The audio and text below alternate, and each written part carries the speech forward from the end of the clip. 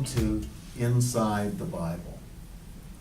This episode, we're going to get to talk about Leviticus, one of the most misunderstood books in the Bible. Leviticus, poor Leviticus, it gets almost no love at all.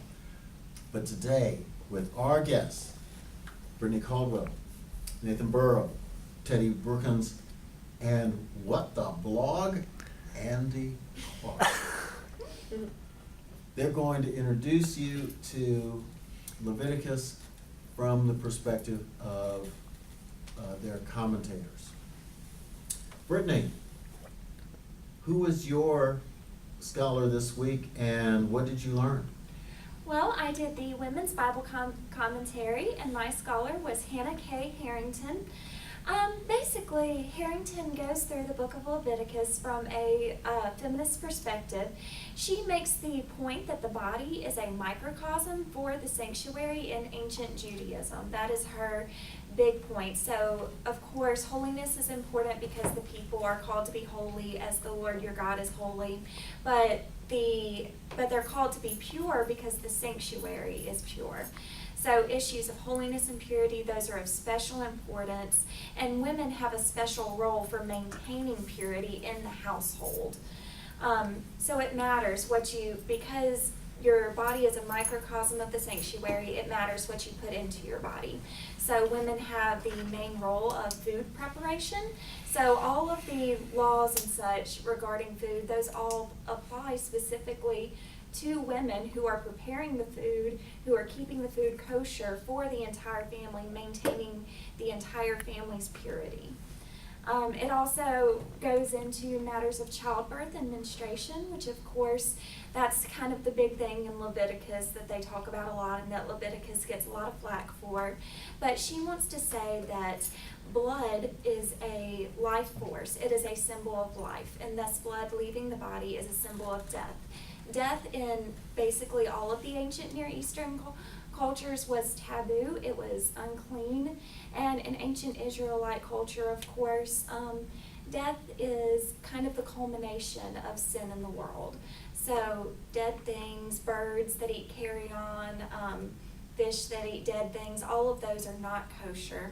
And in the same way, anything that links a person to death would be impure. Also, of course, marriage and sexual relations are matters of purity as well. And she also wants to emphasize the role of the woman in the priestly family, because though they would be held to a higher standard, they would also benefit from being married to a priest in matters of prestige, as well as even in their diet. I mean, the priestly families would get to partake of all of the different offerings that the people brought to the temple. So she reads this text very sympathetically as the woman having a lot of control over the purity rules of Israel and in matters of the household. Thank you. Nathan, who was your scholar and what did you learn this week? I had two for Leviticus and the Global Bible Commentary here. One is Alan Cooper, who is a Jewish scholar. He's a Jew. He's a scholar in the Hebrew Scripture. And then Suzanne Scholes, who is a post-Holocaust generation Christian.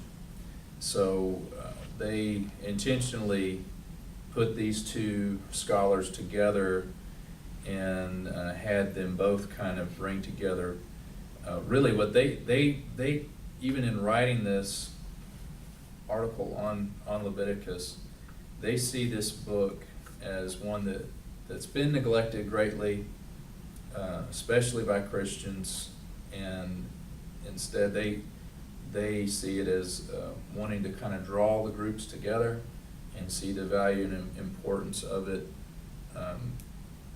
One of the things that was very interesting to me about it was reading the perspective of a Jew reading through Leviticus. Alan says that this is that the book of Leviticus is the very center of the Torah itself, that it really is what creates the holy people. through keeping the behavioral practices of God, creating the people of God. And then one of the things that I hadn't really considered before, my own bias as a Christian, or the bias that a lot of us approach this particular text with, because Suzanne mentions how Martin Luther, for instance, but others of the Protestant movement who were so anti anything works, anything that could have the hint of a works-based faith, that books like Leviticus are completely contrary to what they perceive as the idea of a true faith, and how that bias has really, in many ways, created an anti-Judaism kind of sentiment. And that's where having these two together really does bring to light maybe some things that I hadn't considered before, not only about the benefit of the text, but how we even consider this text affects maybe even how we feel about different people who have different views than we do. So they see it as being able to come around this text together as a way to benefit both groups, even Jews or Christians or whoever, because everyone has a common need to deal with sin or guilt, and this book is one that actually provides practices, things that you can do to help affect those parts of ourselves as people. Good, thank you. Teddy, who was your scholar and what did you learn this week? My scholar was Madeline McClinney Sadler from the Africana Bible, and she describes chapter 19 of Leviticus as the compositional core of the book, and that the prime piece of that chapter is that justice and peace come when you love your neighbor, and so a lack of love leads to a lack of justice and peace. And she notes that chapter 19 is sandwiched in between 18 and 20, which are the prohibitions on incest, sexual incest, and the punishments for that. And she talks about how part of social justice is sexual justice, and that the directive that the Hebrews be holy because God is holy, there's a sexual responsibility for that, for sexual justice. And so, and just that when that justice breaks down in the family, it reflects back out into society. And so there has to be justice within the family for there to be justice in the society. And then she draws a connection with the Africana diaspora that's been ravaged by AIDS and other destructive sexual practices, that Leviticus 19 would be something to kind of redirect to and focus on, and then also pointing to Christ and how Leviticus 19 talks about loving your neighbor, how Christ talks about extends that to loving your neighbor also means loving God, but to have that there has to be sexual holiness as well. Okay, thank you. This episode, we have a special feature. I know you've been hearing about What the Blog. CBS has a digital version as well as their regular television, and we at Truett have not only our Truett channel, but we have a digital version. And so in our What the Blog feature today, we're going to hear from Andy Clark. Andy, who's your scholar? I have been blogging about reading through the book Tanakh by Marvin A. Sweeney, who's a Jewish scholar, as we've gone through all of these texts.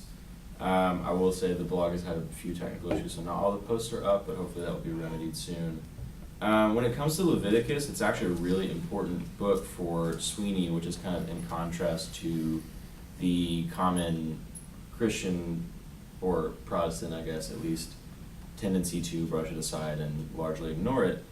One thing Sweeney does in his book is that the Torah, the Pentateuch, all of that is grouped together when he does commentary on it. It's delineated a little bit, but they're all together. And he argues that the end of Exodus and Leviticus and Numbers are the narrative central. Like that's the culmination and the high point in the entire Torah narrative is the revelation from God of all of these instructions.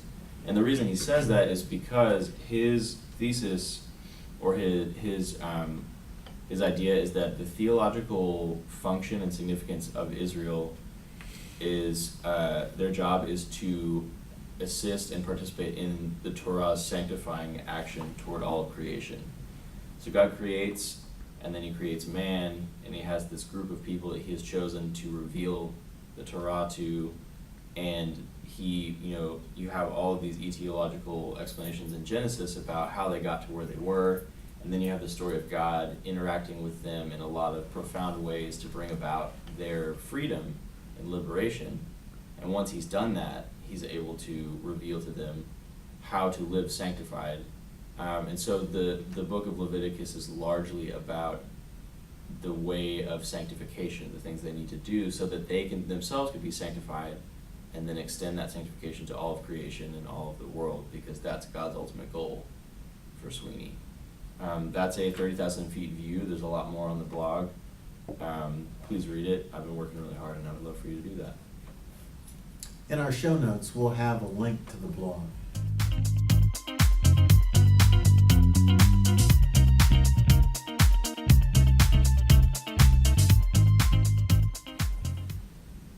Brittany, what questions would you have for Professor Harrington? Well, I would just like to ask the question of how we can hold in tension the need for purity while still being relevant for today's women. How would she preach this text to a group of women? How do we talk about that? So you want to know about how integrity works for women in the 21st century. Is this text still relevant? Can we still utilize it? Should it be thrown out in a different text used? What would it take for this text to be relevant? I mean, for me personally, I think that we can talk about issues related to purity. Maybe not going as far to talk about the impurity of women due to menstruation, due to childbirth, due to things of that nature. But we can still talk about how it is important for us to be the people of God, to reflect the people of God in the way that we conduct ourselves in our worship and in our lives. Okay, so liturgy and worship would be one way. You mentioned food. Mm-hmm. How we eat says something about what we believe and what we think God is about. Yeah, that's quite helpful. Nathan, what questions would you have for Cooper and Schultz? I had two. One was very similar to Brittany's question, as far as not necessarily how is this useful or is this useful, but I liked reading the way that they wrote this together and how they were able to merge kind of two views. One was from a female Christian perspective. One is from a Jewish male's perspective. Both on a text that is very challenging and often very neglected because of some of the teachings that just seem so not modern, not 21st, antiquated, not 21st century. So one of my questions would be, I do agree with what they were saying about it being a valuable resource for bringing people together, but how can we do it? What is a healthy way to have those discussions on some of these issues that are very hot button, like homosexuality or even the women's roles and things like that, or how it even portrays, you know, the right way to be able to have some of those healthy discussions. And I think Leviticus draws those questions out. What we do with them, I guess, is my question. You know, what's the best way to do that in appropriately? And then my other question had to do with the discussion of applying, not necessarily literal application of some of these different instructions and themes, but even just applying the idea of what you do and your practices being the creating faith in your life. How do you keep a balance there so that the rule does not substitute faith, which is the concern of you know, going back to ancient the Protestant concern of a works-based faith. And so I guess those would be my two questions there. Yeah, Schultz and Cooper might encourage us to think about sort of spiritual formation. Leviticus helps us come to terms with an issue, namely that we all fail.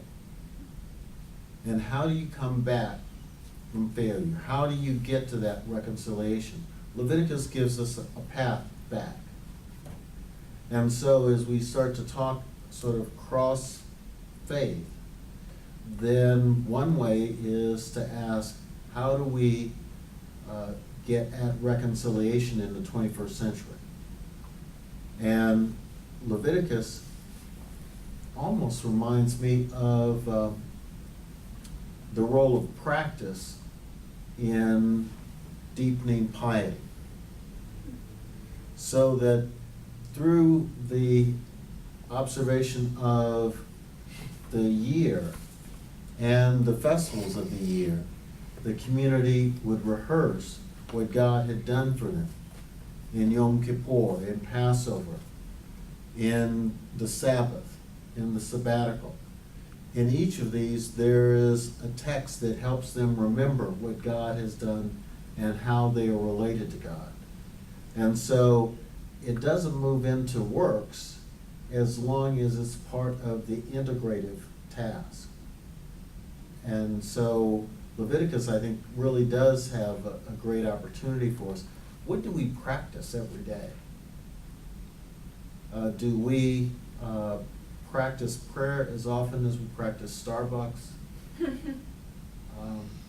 And so Leviticus is about that practice that shapes identity, an identity that is shaped by the identity of God. Teddy, what questions would you have for McClaney Sadler? I would ask, you know, if chapter 19 is the crux of Leviticus, how do you get past some of the what modern ears would deem as troubling passages? So she talks about 25:44, which gives the Israelites permission to keep slaves, and so, you know, some of the other troubling passages that we would deem troubling maybe in our modern ears. She kind of just seems to say, just go back to 19, go back to chapter 19. So I guess I would just ask, you know, how I just wasn't necessarily satisfied with Yeah. that answer. She makes an interesting move, and she makes I think a decidedly Christian move without always telling us it's a decidedly Christian move. That 19 is the center. I think she can make a case for that. But she also she doesn't argue. She seems to assume that you can broaden the category neighbor in ways that happen in the New Testament, but are probably not there embedded in the Levitical time. It would be interesting to have McClaney Sadler and Sweeney talk to each other. Because with Sweeney, the neighbor becomes the non-Jewish world, but only through a dissemination through observation of the Jewish world. And so that restructures how she reads every other part of Leviticus. So 19 is her critique of the slave passages in the other part of Leviticus. But she can only make that move if she redefines what neighbor means. Now, Andy, what would you ask of Marvin A. Sweeney? Well, I would probably ask Sweeney if the I'm trying to think the best way to word it. I would probably ask Sweeney if the practice is as important, since Israel is not really the focus at this point. It seems kind of counterintuitive, but he talks about how the narrative in Exodus switches from God interacting with specific people who are the ancestors of Israel to Israel's kind of the recipient and sort of the point of view through which the reader experiences the story. And it seems to me that this all kind of focuses on God, which I think is probably appropriate for the scriptures to focus on the holiness of God. That's a huge theme throughout Leviticus, and to a little bit lesser degree, all of the Hebrew Bible thus far. And I wonder if he maybe is putting a little too much focus on Israel, not so much like their understanding of God, but they themselves and how this affected them. I think it's probably his historical concerns and wanting to look at the redactions and the historical critical analysis of the Tanakh, but I think he kind of is losing sight a little bit of some of the focus of the narrative itself, if that makes sense.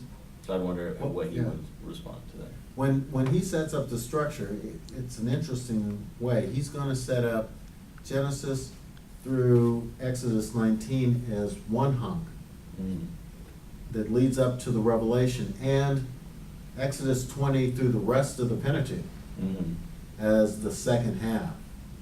And so the instruction book for the rest of the Bible, as it were. Yeah. And as you say, part of what he's doing there is to say that, let's call it the prelude, Genesis through Exodus 19, that the prelude is only there to set up God's self-revelation. And God's self-revelation becomes the identity-making piece for the believing community. And once their identity is shaped in God, then they're ready to move out toward the history that will happen in Joshua following. So, it's good questions. Well, you've probably learned about Leviticus. You've learned about the liturgical year, sexuality, food. What more can we say? If you want to do more, we have a blog post you can look at, and you can always reread Leviticus. I want to thank our guests, Brittany Caldwell, Nathan Burrow, Teddy Brookins, and What the Blog, Andy Clark. I hope you'll join us next episode when we look into Numbers, which has leprosy, talking donkeys. Before Shrek, there were talking donkeys. And so we hope you'll come back for that episode. Thank you again. I'm Stephen Bruck-Reed, your host, and our executive producer today has been John Hewitt. Thank you, and have a good day.